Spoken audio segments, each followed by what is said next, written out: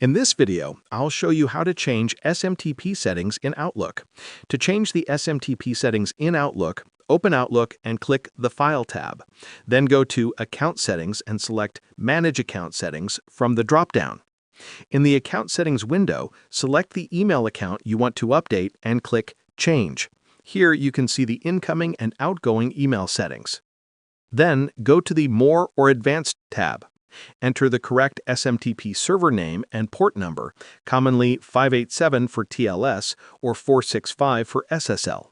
Select the appropriate encryption method such as TLS or SSL. Click OK to save these settings.